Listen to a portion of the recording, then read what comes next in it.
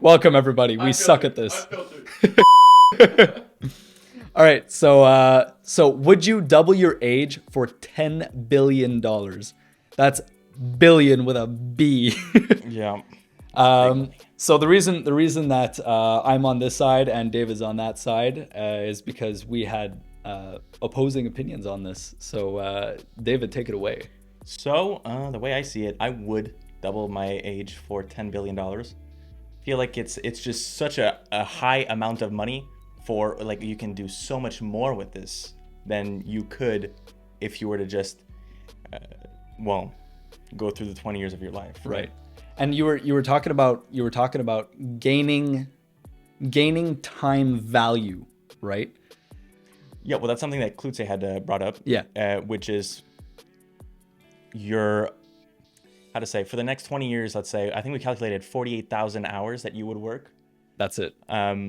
That you would be working, whereas, I mean, you would save all of that time. You wouldn't need to work for the rest of your life with that $10 billion. Yeah. To give context, by the way, we are 22 years old, so that would make us 44 years old when we got the 10 billion. Exactly. So my opinion on this would be 44. I definitely would not be willing to get rid of 22 years of my life for $10 billion. I understand it's an absurd amount of money, and you can do anything with $10 billion.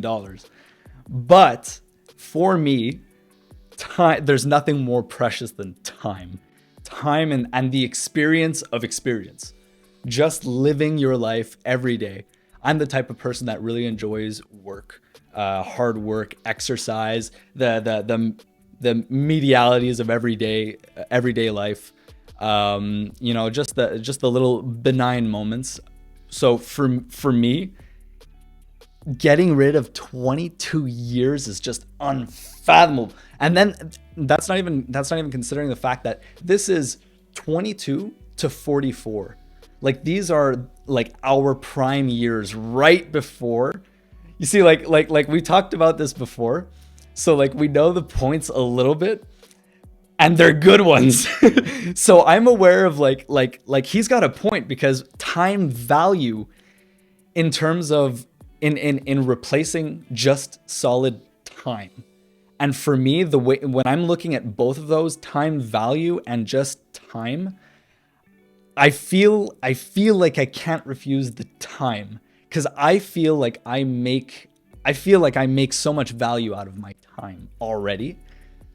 So man, it's such a hard question. I completely understand where you're coming from with you spending all this time, all those 22 years doing whatever you do.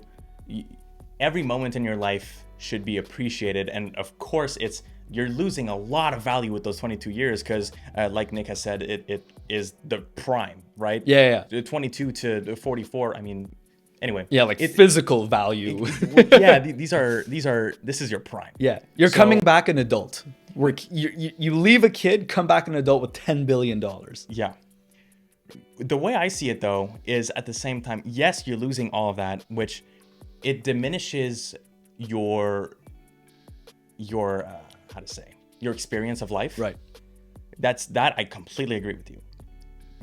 But now you have $10 billion, which you can use to get a better value of life, right? You can travel, you can do whatever you want, basically. You can, and not only your value of life, but with 10 billion, you're good for generations on generations, exactly. Right?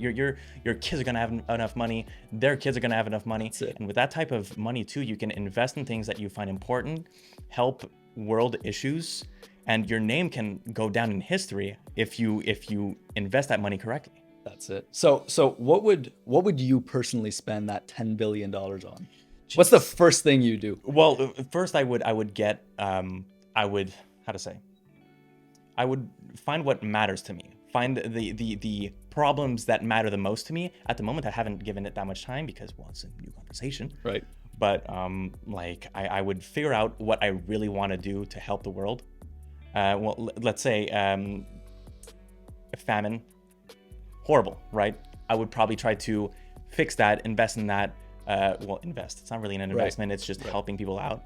But like charities, sure, I could start my own charity, considering I have more than enough funds to fund whatever. So you know, those are a few places that I would start. Yeah. And like, I don't know, to me, yes, I'm losing 22 years, but look at the effect I'm having on the world. Yeah, and like you said, like your future generations too. For you, what immediately came to your head, which I find interesting, is the idea of legacy. Oh yeah. Whereas for me, the idea was just like pure self-sustaining well-being. How is the rest of my life and my immediate family going to turn out if I get rid of 22 years of my life?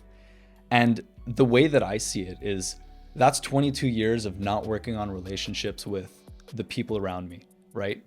That's 22 years that I don't think that $10 billion can buy back, you know? That's that limit that I think that I wouldn't be able to cross. And fundamentally, like, you and I approach the question completely differently. Because like I said, you approached it from like a legacy, how can I leave my mark? Whereas I approached it from a how is this going to impact the people around me? And what are my goals, right? Like my goals are fundamentally, how can I get the most out of life? And I feel like I'm already getting every single day the most I can get out of life. I wake up at 4:30 every day. I go to work. I go to the gym. I spend time with friends. I try little activities like Dare to Think on the side. So I try to keep my life like very diverse, and I try to read all the time and study all the time too. So like for me, I don't know how $10 billion would change it. I need to clarify. When we are doubling our age, is it me going to bed at 22 and then waking up 44? We'll say that. Okay, so it's not everyone else aging. Oh. So it's not I disappear for 22 years and reappear with $10 billion. Ooh, that's a good question. Because that's, are the people around you aging at the same time? That's a good question. Well, the way I understood it was we go to bed 22, we wake up 44. And in that case, when you were talking about the relationships that you form with people around you, that you're missing those 22 years, you might be missing the, let's say, 30 years old talking to 60 years old. Yeah. But you're not going to lose any time with your family. All you're doing is you're talking to them, but you're a bit older. Your ideas didn't change. And if anything, it's only your body that gets older. Your ideas, your brain, it all develops the same. Well, no. Well, not from a cognitive point of view, because you don't process things the same way at 40. Like you're starting to decline, right? Like your brain starts to decline at, I think, I might be misquoting, 25? No, well that's your body, I know for sure, but your brain, I think it's 40. Well, I could be wrong, but we can say you start declining at a certain age, and you're getting much closer to that. Right? Yeah, exactly. Okay. Exactly. So like. Either like that's it for me it's and one of the ideas that we've been exploring on Dare to Think is how I can push my body as far as it can humanly go. And the idea of just wasting 22 years of potentially being able to push myself, like this past weekend I did 10K a day. This past week I did 10K a day for 10 days, right? That was 10 days. Now we're talking 22 years of me not being able to do little challenges like that. And I feel like, and that was free, right? Well, that goes back to what are your goals? Exactly. I mean, when it comes to you, right? If you want to push your body, you want to train your body, that is training. That exactly. is, you need to condition yourself and work on yourself to actually get to where you want to be. I don't necessarily have that goal. Yeah. Like for me, I would like to be in shape, but I don't necessarily my goals don't really need me to have 22 years to reach. Right. Well, that's it. Especially with $10 billion. That makes it a lot more reachable. That's a lot of when it moolah. comes to conditioning your body, money's not going to condition your body. No, exactly. So exactly. you can buy machines and everything, but hey, exactly. So I feel like fundamentally we're arriving at a crossroads here, where we're realizing that it really is a question of what are your goals, and how do you feel like you can best provide for those around you. I feel like I can best provide for those around me with my presence. I feel like that is the most value that I can give to the people around me. But you got the $10 billion, which is definitely going to provide like an immense for not just those around you, but for future generations as well. So call me selfish from my point of view. I could be. That's what conversations like this are for. But you got any last points that you want to bring up before we end this off? Well, you were talking about we're coming at crossroads that differs when it comes to goals. Yeah. I think it's also a crossroads when it comes to, well, what you want your life to be worth afterwards. Yeah. Yeah. So like when it comes to, like I was talking about my legacy, right? And leaving generations and leaving my print in history. Exactly. That to me is what matters, well, for me. Yeah. Whereas I value more my imprint while I'm alive. You value yours after death as well. 100%.